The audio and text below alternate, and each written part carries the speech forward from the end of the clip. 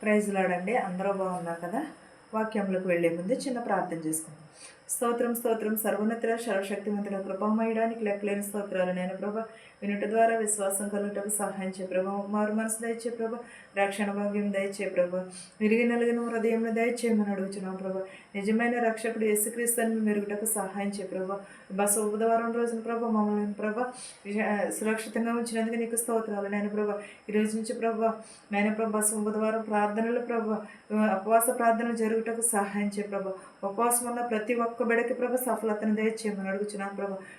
శోధనలు రాకుండా ప్రభ ఆయన ప్రభ 40 రోజులు ఉపవాసం ఉండి ప్రభ నిన్ను ఆరాధించుటకు సహాయం చే ప్రభ, నిన్ను స్తుతించుటకు సహాయం చే ప్రభ. విరిగి నలిగిన హృదయంను దయచేయమని నా ప్రార్థనను అంగీకరించమని యేసునామంలో బ్రతిమాలు వేడుకొనిచున్నాను తండ్రి, ఆమేన్. హేవేలు 2వ అధ్యాయము 12 నుంచి చూద్దామండి. ఇప్పుడైనను మీరు ఉపవాసం ఉండి కన్నీరు విడుచుచు దుఃఖించుచు మనవపూర్వకంగా తిరిగి నా యొద్దకు రండి. ఇదే యెహోవా వాక్కు. ఇప్పుడైనను సరే మీరు ప్రార్థించి మీరు ఉపవాసం ఉండి నా యొద్దకి రమ్మని చెప్పుచున్నాడు. కన్నీళ్లు విడుచుచు దుఃఖించుచు మనవపూర్వకంగా ప్రార్థన చేయమన్నాడు. ఇది ఎవరి వాక్కు? యెహోవా వాక్కు అని చెప్పుచున్నాడు. మనం ప్రార్థన చేస్తున్నాము, ఉపవాసం ఉంటున్నాము. ఉపవాసం ఉన్నప్పుడు ఏం చేస్తున్నాము మనము? అయ్యో నేను ఉపవాసం ఉన్నాను అందరికీ కూడా చెప్పుకుంటూ ఉంటారు. అలా కాకుండా ఏమన్నా రహస్యంగా కింద నీ గదిలోనికి వెళ్ళి తలుపు వేసుకుని ప్రార్థన చేసుకోమని అంటున్నాడు. ముఖము వికారముగా ఉంచుకోవద్దని అంటున్నాడు, సంతోషముగా ఉంచుకోమని అంటున్నాడు. అంటే మనం ఉపవాసం ఉన్నామని అందరికీ తెలియకోకుండా ఉండమని అంటున్నాడు. చాలామంది ఏమంటారంటే నేను రోజు ఉపవాసం 40 రోజులు ఉపవాసం ఉంటున్నాను, 40 రోజులు నేను భోంచేయను, 40 రోజులు నేను పువ్వులు పెట్టుకోను, 40 రోజులు గుమ్మాలో ముగ్గేసుకోను, లేకపోతే 40 రోజులు నేను ముందు తాగను, 40 రోజులు నేను ఫలానాతో ఫోన్ మాట్లాడను, లేకపోతే 40 రోజులు నేను ఫోన్ ముట్టుకోను. ఇది కానీ మన హృదయం శుద్ధిగా ఉండాలి, నేను శుద్ధి కలిగి ఉండాలి అని ఎప్పుడైనా దేవుని అడుగుచున్నామా? అది అసలైన ఉపవాసం అంటే ఏంటది? నా హృదయం శుద్ధి చెయ్యి, నా మనసును మంచిగా చెయ్యి ప్రభువా, నేను కపటము లేని జీవితమును జీవించుటకు సహాయం చెయ్యి, నీ యందు నేను భయభక్తులు కలిగి జీవించే భాగ్యమును దయచేయి ప్రభువా అని మనం ఉపవాసం ఉండాలి. అప్పుడు మనము నిజమైన ఉపవాసం అంటే అది. అంతేగాని నేను ఉపవాసం ఉన్నాను, నేను ఇవాళ అత్తెన్నో అని అనడం కాదు. ప్రతి ఒక్కరూ ఏం చేయాలి? నిజమైన ఉపవాసం అనేది ఎలా? నా హృదయము మార్చు, నా మనసు మార్చు, నీ వైపు నేను తిరుగుటకు సహాయం చేయి, సిద్ధపాటు కలుగుటకు సహాయం చేయి, విరిగి నలిగిన హృదయమును నాకు దయచేయి అని దేవుని ప్రార్థించాలి. అది అసలైన ఉపవాసం అంటేనే. అంతేగాని 40 రోజులు నేను ఉపవాసం ఉండి భోజనం చేయట్లేదు, ఇది చేయట్లేదు, అది చేయట్లేదు, అది కాదు. నిజంగా నేడు జక్కయ్య ఇంటికి ఎలాగైతే రక్షణ వచ్చి ఉన్నదో నా కుటుంబమును, నా పిల్లలను, నా బిడ్డలను, నా అక్క చెల్లెలను కూడా అలాంటి రక్షణ కలిగి భాగ్యమును దయచే ప్రభు అని ఉపవాసం ఉండాలి. అది అసలైన ఉపవాసం అంటే. అంటే దుఃఖించుచు ఏడ్చుచు కూడా ప్రార్థన దానికోసమే చేయమని అన్నాడు. మీ దేవుడైన యెహోవా కరుణావాత్సల్యము గలవాడును శాంతమూర్తియు అత్యంత కృపగలవాడునై ఉండి తాను ఉద్దేశించి కీడును చేయక పశ్చాత్తాపపడును గనుక మీ వస్త్రములను కాక మీ హృదయములను చింపుకుని ఆయన తట్టు తిరుగుడి. నీ దేవుడైన యెహోవా ఏమై ఉన్నాడు? వాత్సల్యము గలవాడున్నాడు, శాంతిమూర్తి అయి ఉన్నాడు, అత్యంత కృపగలవాడై ఉన్నాడు. అవన్నీ కూడా ఉద్దేశించి కీడునకు చేయక పశ్చాత్తాపడి మీ వస్త్రములను కాక మీ హృదయములను చింపుకుని ఆయన తట్టు తిరగమని అన్నాడు. ఏమని? మీ హృదయములను దేవుని వైపు త్రిప్పమని అన్నాడు. వాత్సల్యత కలిగినవాడు, కృప కలిగినవాడు, శక్తి కలిగినవాడు, పశ్చాత్తాపమును కలిగినవాడు. వాటన్నిటిని కూడా ఉద్దేశించి కీడు చేయక పశ్చాత్తాపడి దేవుని అందు మీ హృదయములను తిప్పి ఆయన వైపు పశ్చాత్తాపడమంటున్నాడు. ఒకవేళ పడకపోతే మనం ఎంత ఉపవాసం ఉన్నాను కూడా వ్యర్థమే. మనం పాపము చేసే ఉపవాసం ఉంటే అది కూడా వ్యర్థమే. పాపము చేయకుండా ఒకవేళ ఆయన మనసు త్రిప్పుకుని పశ్చాత్తాపడి మీ దేవుడైన యెహోవాకు తగిన నైవేద్యము ప్రాణార్పణమును మీకు దీవెనగా అనుగ్రహించును. అనుగ్రహింపబడని వాడెవడు చెప్పగలడు? సియోనులో కాక ఊదుడి, ఉపవాస దినమున ప్రతిష్ఠించుడి, ప్రతి దినము కూడా నియమించిన ప్రకటన చేయుడు అన్నాడు. ఎలా ఉండమని అన్నాడు? ఒకవేళ ఆయన యందు మనసు త్రిప్పుకుని పశ్చాత్తాపడితే యెహోవా తనకు అనుగ్రహించిన నైవేద్యములను, అర్పణలను కూడా దీవెనలుగా చేస్తానన్నాడు. అర్పణలను, నైవేద్యములను ఒకవేళ అర్పించిన ఎడల అవి దీవెనలుగా మీకు అనుగ్రహించగలను అని అంటున్నాడు. అనుగ్రహింపగలవాడెవడు? అది యేసుకు తప్ప కానీ, యేసుక్రీస్తు తప్ప కానీ. ఉపవాస దినములు ఎలాగ చేయమని అన్నాడు? చేయమని అన్నాడు. ప్రతిష్టత చేయమని అంటున్నాడు. ఉపవాస దినములను ప్రతిష్టత చేయమని అంటున్నాడు. ప్రతి దినము కూడా నియమించిన ప్రకారమే ప్రకటన చేయమని అంటున్నాడు.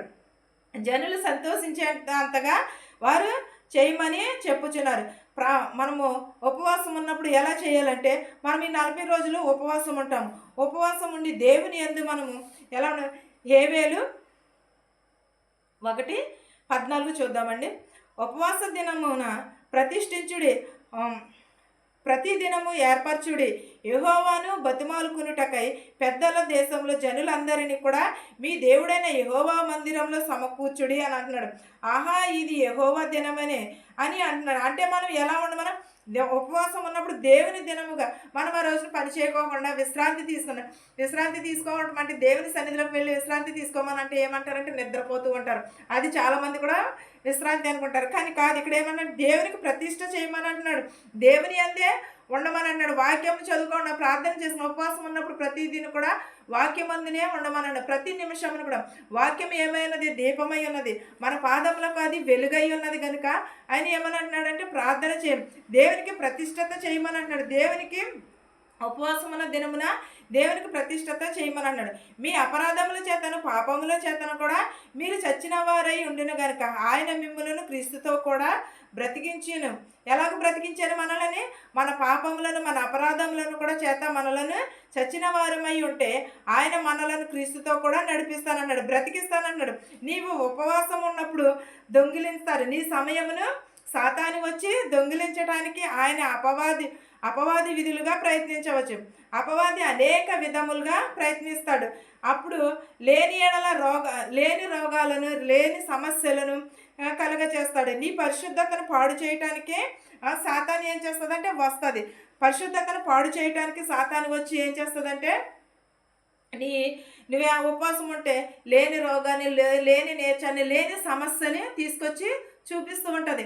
నీ యందు తీసుకొచ్చి నిన్ను ఎలాగైతే ఉపవాసం మానిపించాలని, ఉపవాసం నుంచి నిన్ను తప్పించాలని చూస్తూ ఉంటుంది. కానీ అవన్నిటి నుంచి కూడా విడిపించి దేవుడు నిన్ను ఆశీర్వదిస్తానంటున్నాడు.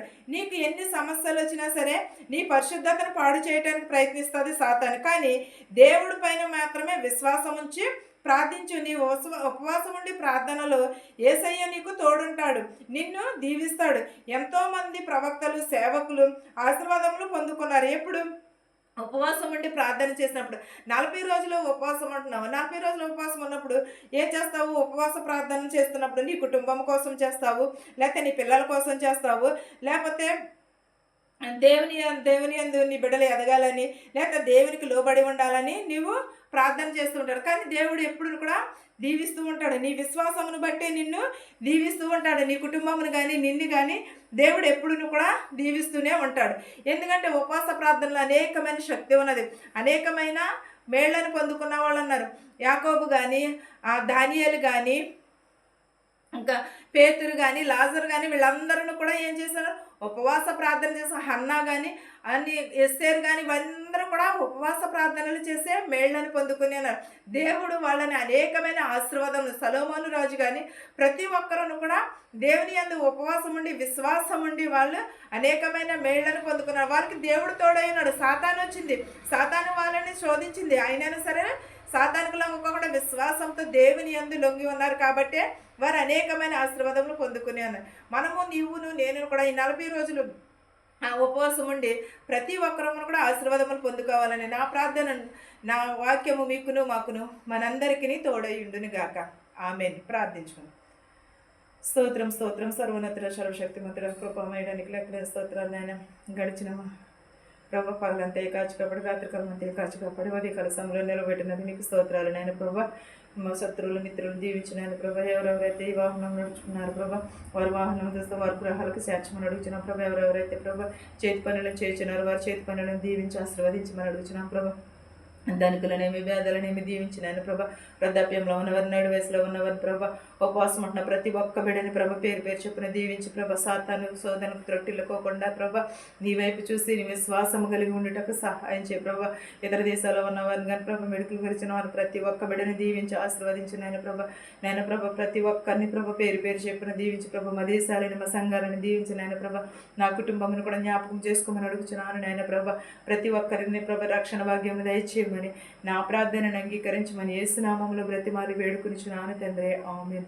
పరలోకమందున మా తండ్రి, నీ నామము పరిశుద్ధపరచబడును గాక, నీ రాజ్యం వచ్చును గాక, నీ చిత్తము పరలోకమందు భూమింది నెరవేరినట్లును మా అనుదిన ఆహారం నేడు మాకు దయచేయము, మరణస్థులను మేము క్షమించిన ప్రకారము మరణమును క్షమించము, దుష్టుల నుండి శోధన నుండి తప్పించము, రాజ్యమును శక్తియు మహిమయు నిరంతరము నీవై ఉన్నావు మా తండ్రి, ఆమేన్. ఆమేన్. చూచుచున్న వారికి వినిచిన వారికి నీ ప్రభు ఉపవాసం ఉన్న ప్రతి బిడ్డకి నీ ప్రభు నీ ఆశీర్వాదమును కుమ్మరించమని అడుగుచున్నాను తండ్రి, ఆమేన్. ఆమేన్. అందరికీ వందనాలండి.